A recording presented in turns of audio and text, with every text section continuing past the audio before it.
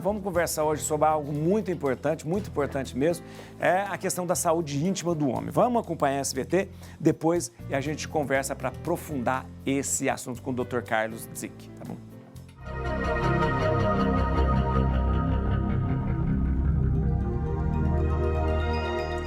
Quando o assunto é a saúde íntima dos seres humanos, é mais claro para a sociedade que as mulheres possuem maior cuidado e um receio menor se comparado ao homem. Exames de rotina, ginecologistas e mastologistas sempre são procurados com menos timidez. Já os homens não possuem o costume de procurar por urologistas ou andrologistas, que são responsáveis pela saúde íntima masculina. Ainda há um grande preconceito. O exame de próstata, que além de ser alvo de brincadeiras de mau gosto, é também dito como algo que afeta a masculinidade de um homem, quando na verdade é uma prevenção para doenças terríveis, como o câncer de próstata. Dados indicam que, considerando ambos os sexos e em valores absolutos, o câncer de próstata é o segundo tipo mais comum e é silencioso, apresenta poucos sinais e por isso a importância de exames preventivos. Outro câncer preocupante é o câncer de testículos. Dentro de seus sintomas está um nódulo duro do tamanho de uma ervilha, sangue na urina e aumento ou diminuição dos testículos. Ele assusta por acontecer principalmente em homens em idade produtiva, de 15 a 50 anos. Para entender mais sobre a saúde íntima do homem, acompanhe o Papo Reto de hoje. Olha, gente, eu recebo com muita alegria aqui na Rede Vida de Televisão o Dr. Carlos Dzic. Estou falando certo, né, doutor? Dzic, que é diretor médico da Oncologia do Hospital 9 de Julho, né? Médico, né, pela Santa Casa de São Paulo, especialização em Oncologia e Hematologia na Universidade de Pittsburgh e em transplante de medula óssea na Universidade... Nossa, doutor, o senhor é muito chique, tá doido? Também em Utah, né? Também formado em psicologia pela PUC. O senhor é psicólogo também? Olha aí. Já fui. Olha aí. Como oncologista clínico, vem acompanhando a saúde do homem, acho interessante. E trazer e fazer, acho que é um verdadeiro serviço de prestação de serviço público mesmo, essa presença do senhor aqui hoje, para a gente conversar sobre esse assunto. Seja bem-vindo, doutor. Muito obrigado, padre. Obrigado a recepção maravilhosa aqui. Boa tarde às pessoas que estão assistindo a Rede Vida. Doutor, por que esse negócio da saúde íntima do homem ainda é um tabu tão grande? Faz parte dessa coisa do machismo, essa coisa mesmo, né? É o que a gente aprende, né? Quer dizer, a gente está no novembro azul, né?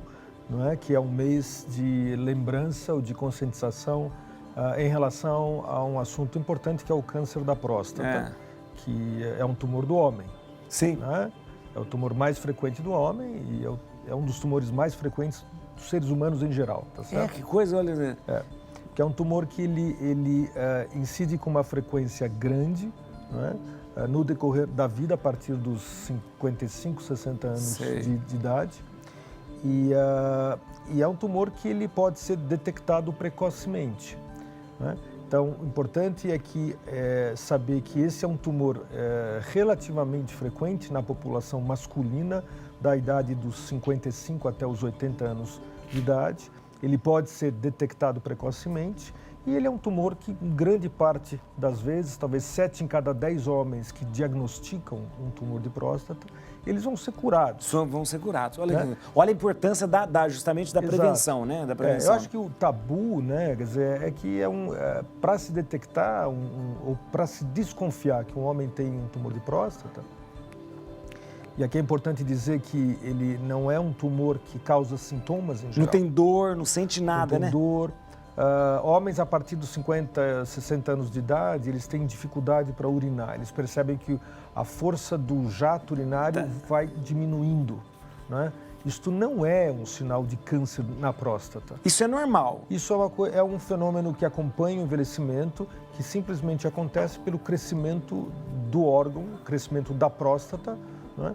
A próstata, então, ela cresce normalmente? Ela cresce a partir dessa idade, mais ou menos, e não todos os homens, mas muitos homens já sentem uma diferença a partir dos 50 anos, uma diferença na força do jato. Mas não significa que isso seja câncer. Não significa, em geral não é.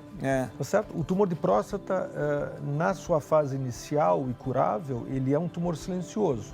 Por isso que... Mas detectável. Detectável, por isso que essa campanha, né, do Novembro Azul faz todo sentido, porque a única forma de identificá-lo é através de duas ações médicas. Um é o exame de sangue e o outro é o toque da próstata, né, que é um toque, enfim, é desagradável. O urologista faz um toque pelo canal anal para sentir a próstata que está logo ali atrás, se está aumentada, se tem nódulo, se tem tumoração, se está endurecida, né, que são sinais para ele de que tem algum problema que pode ser maligno nessa próstata. Agora, doutor, existe outro câncer também que acomete os homens, né, nessa parte mais íntima, que é o câncer de pênis, né? Sim. Pouco falado, Sim. é mais raro. Eu não sei se ele é mais raro porque é pouco falado ou se, de repente, as pessoas não falam tanto aqui sobre isso. Então, padre, esse é uma lembrança extremamente importante. Você tem toda a razão. Não é um tumor muito conversado sobre isso, né? Porque é uma situação extremamente desagradável, né? Acomete um órgão extremamente importante no homem, quer dizer, o aparelho genital. Só que é um problema, é raro, graças a Deus, mas ele é um problema grave quando ele acontece. E mais do que isso, o Brasil tem uma das maiores incidências de tumores de pênis. Tá brincando? Mas deve ser o quê, isso? Então, ele está relacionado a algumas coisas. O mais importante são as situações de higiene inadequada desde a infância. Desde a infância, ou seja, ensinar como que se lava, como... Exatamente. Que impressionante. É o menino que vai crescendo, né? Então você tem o órgão, o pênis tem a pele de fora. A pele que cobre, que é chamado prepúcio. Né? E para lavar, quer dizer, a mãe tem que ensinar, o pai tem que ensinar o menino a puxar o prepúcio e lavar a glande, tá certo? Lavar com sabão e água. O que acontece é que nas populações mais desfavorecidas, e é um tumor que está muito relacionado com pobreza extrema, tá? Que se acompanha de problemas, infelizmente, de higiene e saúde íntima. Então, isto é um dos aspectos mais importantes. Há uns anos atrás, o Zico, por exemplo, jogador de futebol, fez uma campanha. E a campanha tinha como sinal, tinha como coisa mais importante um sabão. Era o sabão e água. São talvez das coisas que mais podem prevenir o tumor de pênis. E a coisa mais simples do mundo. Simples do mundo. Um outro aspecto são as crianças que têm, quer dizer, os adultos jovens que desenvolvem fimose. A fimose. Né? E que não é tratado, enfim, e a pessoa o homem vai levando isso. Cria toda uma situação de inflamação ao redor da glande do homem, da cabeça do pênis, tá certo? E essa inflamação é uma das causas, é a causa principal. Mas a fimose, do câncer. O senhor falou, a fimose não é tratada. A fimose, ela deve operar, porque tem pessoas que têm fimose e continuam com a fimose. Nunca, se não tenha sido circuncidado, ele vai ficar com a fimose sempre. Ela tem que ser tratada, porque ela dificulta muito, por exemplo, o asseio correto do pênis. Então é melhor que as pessoas que têm fimose devam procurar o urologista e devam procurar uma cirurgia. Se é uma fimose real, quer dizer, o indivíduo tem dificuldade de exteriorizar, não é? A glande, né? Glande para fora do prepúcio, com dor, às vezes sangra, porque tem uma inflamação. Que às vezes ele está estrangulando ali. Então isso é sinal de que tem que tratar. E a fimose, ela esconde atrás de si toda essa situação de higiene ruim, acúmulo de uma substância que a gente chama de esmegma, que é uma substância intensamente inflamatória, que no decorrer dos anos pode fazer nascer um tumor no pênis. Olha, é uma coisa tão simples, é só lavar bem. É lavar e tratar a fimose quando ela aparece. Doutor, a questão do câncer de testículo, do câncer da testículo, a gente vai falar, mas câncer de pênis, ele tem algum sintoma? O sintoma seria infecção, inflamação? Tem. Os homens têm que prestar atenção nessa situação onde surge uma ferida no pênis. Tá certo? Qualquer ferida no pênis não pode ser considerada normal, não pode ser considerada, por exemplo, como um trauma do ato sexual ou qualquer coisa parecida com isto, né?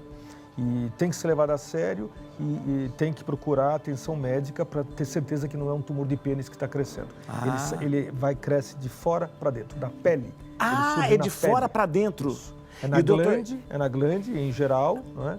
Mas ele é na pele, o homem percebe na pele. Doutor, no caso há casos de que precisa se extirpar o pênis? Pois é, um tumor de pênis, quando ele é muito pequeno, ele pode ser tratado com cauterização, com radioterapia às vezes, mas uma vez que ele não é percebido, né, o homem adia a procura de cuidado médico, pode chegar ao ponto de que ele tem que ser emasculado. Emasculado mesmo. Né? Tem que ser feita a retirada do pênis. Que coisa. Em maior ou menor extensão, dependendo do tamanho desse tumor. Isso é extremamente sério, as consequências são gravíssimas, obviamente do ponto de vista pessoal, emocional, social, enfim. Isso causa um problema muito mais do que simplesmente físico. Eu vou voltar, a gente vai falar sobre a questão do câncer de testículo, que é uma coisa muito importante também, né? Muito importante, mas rapidinho. Já volto, doutor. Só vou falar com a Simone e já volto. Gente, a gente está falando aqui com o doutor. Olha, vou te falar uma coisa, que interessante esse assunto. Dr. Carlos Dzic, sobre a saúde íntima do homem. Dr. Carlos é diretor médico de ginecologia do Hospital 9 de Julho, que é um baita de um hospital aqui em São Paulo. Vocês, quem não é de São Paulo, mas é um dos melhores hospitais aqui de São Paulo. É porque eu vou lá também, no Hospital 9 de Julho, é onde eu vou também. Né? Doutor, a gente estava falando sobre a questão do câncer de testículo. É um câncer muito grave, não é? Porque é um câncer que ele pelo menos parecido, muito letal, né? O câncer de testículo. Não é? Olha, errei feio. Não é. Ele é o tumor mais frequente do adolescente caminhando para o adulto jovem. Tá certo? Então vamos falar entre os 15 e os 30 anos de idade. Nessa faixa de idade? Nessa faixa de idade. Ele é o tumor mais frequente. Ele é um câncer maligno, ele pode se disseminar no corpo, mas ele é um dos tumores mais curáveis que nós temos. Tá brincando, doutor? Que beleza. E ele é na glândula, é na gônada. Na gônada. O menino sente, não é, que nos testículos tá um pouco mais endurecido, ou ele consegue palpar um nódulo, um tumorzinho, um carocinho. E, em geral, isso é um câncer de testículo. Não existe praticamente nenhuma outra situação onde o rapaz não perceba que tem um nódulo, um caroço no testículo, que não seja um câncer de testículo. Existem outras causas? Existem, mas esta é 90% de chance de certeza. Vou falar uma coisa, eu tenho um cisto, aliás, na cabeça do epidídimo, né, que eu sempre, a minha vida toda, eu quase fiz um cisto que é o diferente do câncer. É diferente, a localização é mais em cima. É mais em cima, né? Mas o tumor de testículo é no testículo mesmo. É no testículo mesmo, né? Sente do lado direito, do lado esquerdo, tomando banho. Né? Os pais devem, em algum momento, os médicos, na verdade, os pediatras devem sempre alertar que os meninos se toquem. Isso é importante. E se percebam, conheçam a sua anatomia, né? E percebam se tem alguma coisa diferente. Isso é importante o que o doutor está falando. Tocar no testículo, como se faz o exame de mama? De mama. Para ver se não existe nenhum carocinho. Foi assim que eu descobri o cisto no epidídimo. O epidídimo só é a parte de cima do testículo, né? Isso. E eu, quando eu percebi... eu percebi, eu falei, meu Deus do céu. Foi quando aliás, eu fui em todos os urologistas achando que um não estava me falando a verdade, até que ele falou, não, é cisto só do epidídimo, então não preocupa. Né? Mas o tumor de testículo é um tumor assim que a gente gosta de tratar, entre aspas, né? E ele precisa também, é só tratamento quimioterápico, cirúrgico, como é, doutor? Quando ele é diagnosticado precocemente, tem que ser removido, em geral, o testículo inteiro. Né? Existem situações onde não é necessário remover o testículo inteiro, mas em geral se faz isso e é o mais comum. E frequentemente os rapazes eles não precisam de nenhum tratamento adicional. Tá? Então, mais da metade dos tumores de testículo se resolvem com a remoção do testículo. Entre 30% a 40%, algum tratamento adicional poderá ser feito, que vai incluir ou radioterapia ou até quimioterapia. Doutor, o fato de repente, você tirar um testículo não vai influenciar nada na fertilidade do homem? Influencia um pouco, mas é um pouco só. Tá? Quer dizer, há uma perda da fertilidade, mas é uma perda parcial. Não há, em geral, nenhum problema em relação à função sexual. Sei. Tá? Embora os rapazes que acabam operando o testículo, eles ficam sendo vigiados. Se eventualmente acontecer de ter uma falta de hormônio, por exemplo, aí eles recebem hormônio como remédio e normaliza completamente. Visualmente existe prótese que se coloca? Existe prótese, justamente para não causar um mal-estar? Exatamente. Existe uma prótese que se coloca, uma prótese em forma de um testículo. De testículo mesmo? Que é colocado. Para a pessoa não ficar sentindo-se... Porque senão fica assimétrico. Né? Assimétrico, justamente, é verdade. Isso mesmo. Mas é um tumor curável. Isso que eu queria. Então, eu não sei, em medicina não se faz isso, mas se a gente fosse colocar próstata e testículo, quais seria o mais grave e tal, a gente poderia falar que a próstata é uma... Eu acho que não. Eu acho que assim, é importante conscientizar o tumor de próstata. A gente está no mês do Novembro Azul, enfim. Mas é importante também não causar um pânico em geral, entendeu? Esses tumores, eles são em geral curados. Curáveis e curados, né? Lógico, quando eles são descobertos precocemente. Tá certo? Então, não é para causar pânico, é para conscientizar. Existe até uma situação interessante, recente, onde uma parte dos homens que são diagnosticados com tumor da próstata não precisam nem ser tratados. Ah, interessante. Tá? Porque a gente tem atualmente condições por análise de patologia, de biologia do tumor, saber se um tumor é mais grave do que o outro.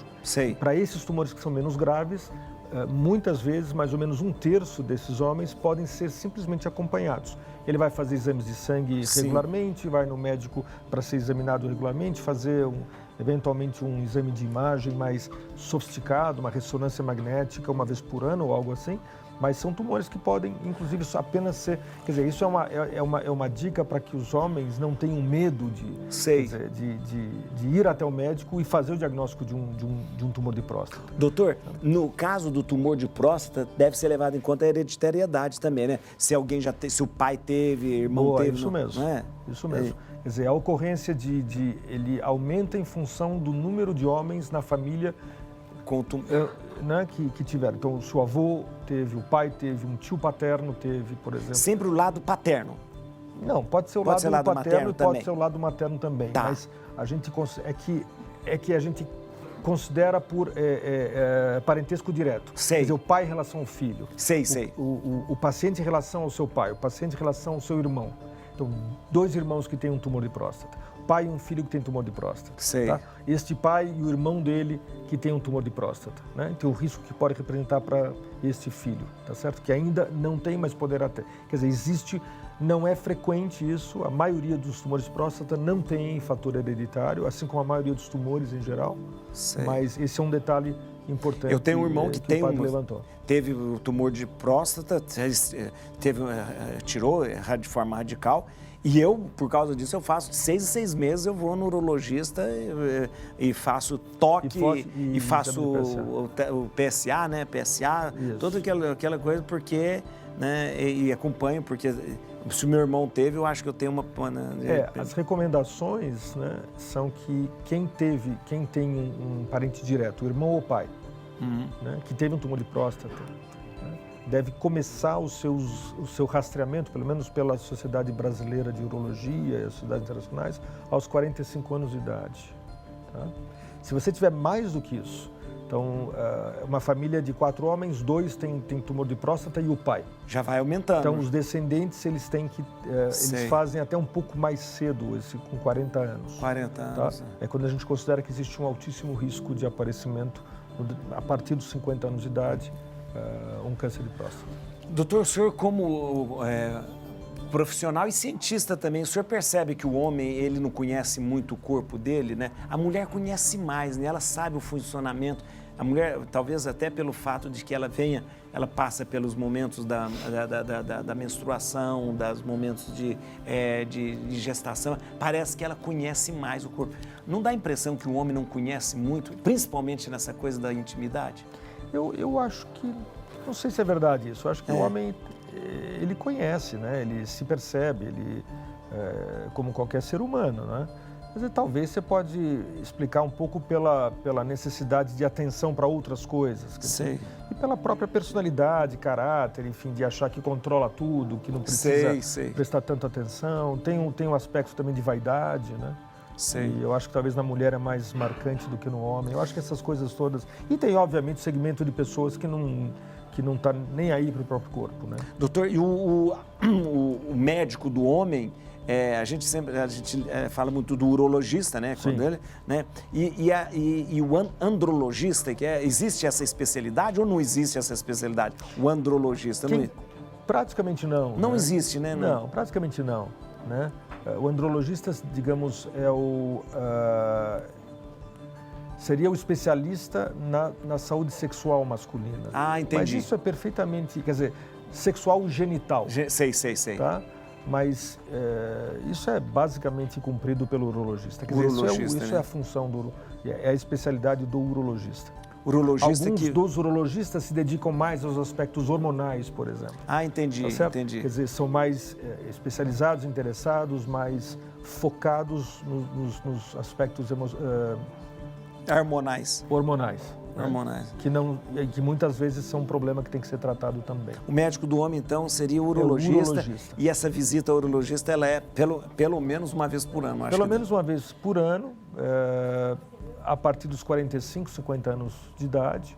Né? Quer dizer, os homens que não têm nenhum caso de câncer de próstata, a recomendação é que eles façam seu check-up masculino anualmente a partir dos 50 anos de idade. Quem tem um caso na família, seja irmão ou pai, recomenda-se que ele faça aos 45 anos de idade, que ele comece essa rotina de exames do toque da próstata, exame de sangue e o resto, na verdade, das coisas que se referem à saúde urológica. Né? Doutor, olha, eu nunca vi uma entrevista tão clara, objetiva quanto essa na minha. Olha, que beleza, muito bom, muito bom. Queria agradecer muito o senhor, muito obrigado, muito obrigado. Eu que agradeço. Eu acho que pela leveza e pela tranquilidade que eu aproveitei e fiz um monte de consulta aqui. Eu sou meio hipocondríaco, né? Aliás, vários aqui são hipocondríacos, a gente vê. Eu queria agradecer muito. Eu queria agora pedir a vocês, olha, gente, eu vou dar o contato aqui do Hospital 9 de Julho. Atenção no Instagram, @OSP 9 de Julho. Atenção, tá aí, ó. @OSP, né, de Hospital 9 de Julho. Ou então você pode acessar o site também, www.h9j.com.br. www.h9j.com.br. Ou então pode entrar em contato, pode ligar para lá, ó, 0 operadora 11 3147 9430. 3147-9430, é 11 aqui em São Paulo. E eu agradeço muito o Dr. Carlos Dzic, né, diretor médico da Oncologia do Hospital 9 de Julho. Muito obrigado pelo tempo do senhor, que é tão precioso, o senhor dispôs para estar com a gente aqui hoje. Muito obrigado. Quero lhe dizer que o diretor já tinha falado que a audiência foi fenomenal por causa dessa clareza aqui. Muito obrigado, doutor. Obrigado mesmo. Agradeço. Opa, eu acho que caiu aqui. Caiu alguma coisa aqui. Eu acho que depois eu procuro ali. Eu não sei, tá bom? Muito obrigado, doutor.